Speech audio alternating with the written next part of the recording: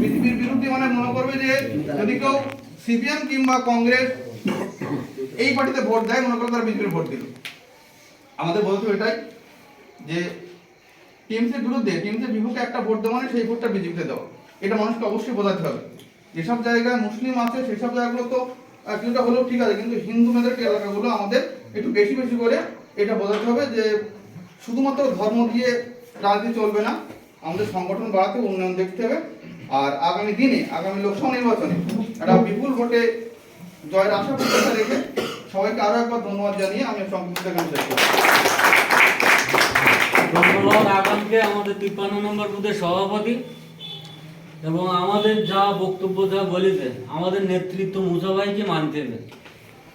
যদি কেউ মনে করে যে আমি ওকে মানতে পারবো না, তাহলে এখানে আসার দরকার নেই। আমার যেটা পরিষ্কার, পিন্টু ভাই একই রকম বলে এখানে মুসা ভাইকে নেতৃত্ব হিসেবে মানতে হবে। সে যদি মনে করে আমি বিশাল বড় হয়ে গেছি, একটা মানুষ তো সবার কাছে প্রিয় হতে পারে না। এখন এই দল করতে গেলে নেতৃত্ব মানতে হবে, মেনে তাকে দল করতে হবে। মনের থেকে আগে মন চাবে যে হ্যাঁ আমি মুসা ভাইকে যুব সভাপতি মানছি, তাহলে এই দল করবে, নইলে দল করার দরকার নেই, এখানে আসার দরকার নেই। আচ্ছা, এরপরে আমাদের তৌকির বলবে। ও অল্প সময় ধরে বলার সময়টা দেরি হয়ে যাচ্ছে, অনেকেই বলবে তো 8-10 জন তো বুঝিয়ে গেছে।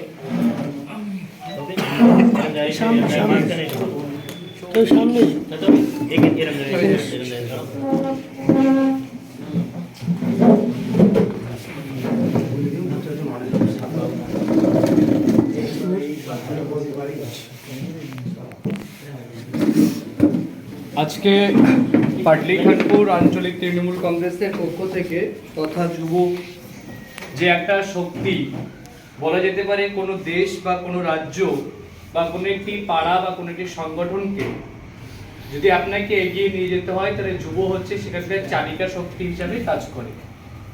আজকে আমাদের মধ্যে হাজির রয়েছেন পাটলিখানপুর তৃণমূল কংগ্রেসের যুব সভাপতি মুসা ভাই, তাকে আমি প্রথমেই সম্মান জানাই।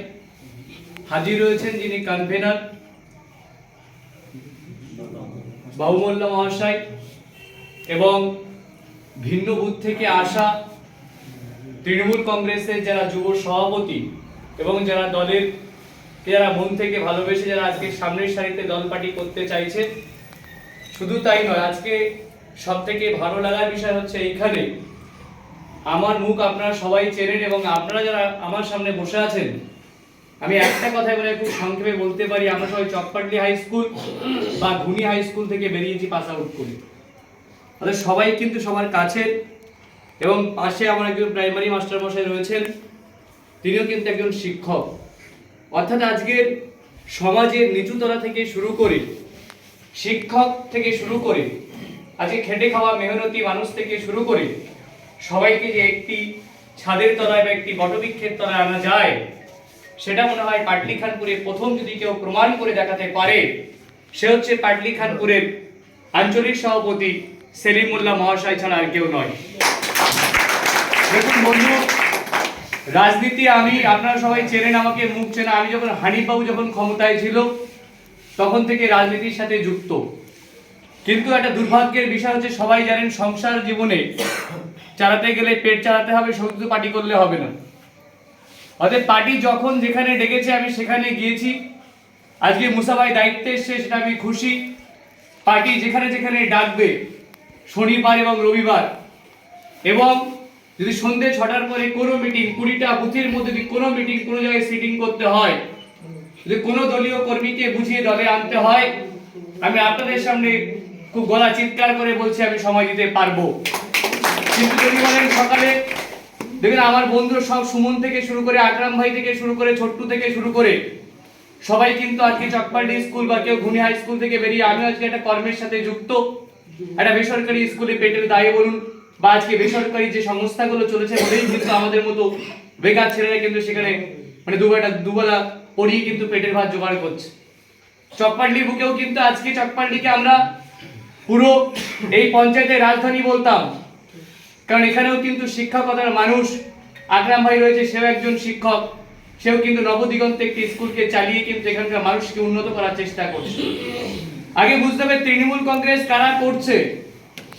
বন্ধু, আজকের আলোচনা হচ্ছে দুটি জিনিস নিয়ে। একটা হচ্ছে কিভাবে গঠনকে শ্রীবৃদ্ধি করা যেতে পারে, প্রত্যেকটি বুথ থেকে মানুষকে কিভাবে যুব শক্তি বাড়ানো যেতে পারে সেই জন্য, এবং যে বুথগুলোতে আজও পর্যন্ত আমরা সেখানে বুথ মানে যুব সংগঠন করতে পারিনি সেইগুলো কিভাবে ইমিডিয়েটলি আমরা করতে পারবো সেই জন্য।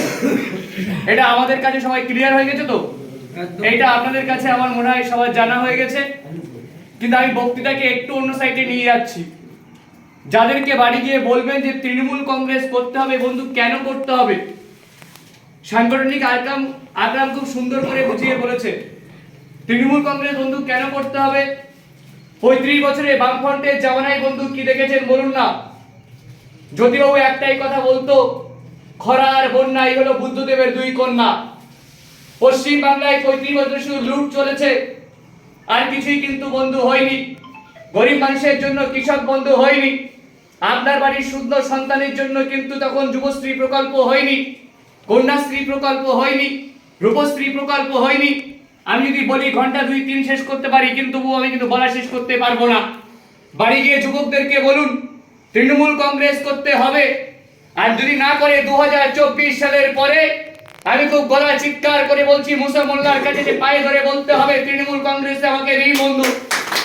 কেন বলছি, কথাকে খারাপ ভাবে নেবেন না। যারাই বলবে ভারতবর্ষে যে কটি রাজ্যে বিজেপি সরকার শাসন করছে, পারলে ইউটিউব মিডিয়া খুলে দেখে নিন, প্রত্যেকটি জায়গায় হিন্দু আর মুসলিমের বিভেদকে সৃষ্টি করা হচ্ছে। কিন্তু পশ্চিম বাংলায় এটা করা যাবে না বন্ধু।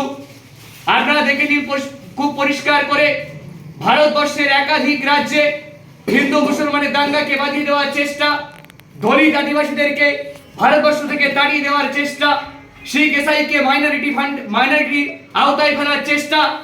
তাহলে বলুন 2024 সালে যে লোকসভা ভোটটা আসছে, 2024 সালে লোকসভা ভোট যদি আপনি তৃণমূল কংগ্রেসকে না দিয়ে যদি আপনি বিজেপি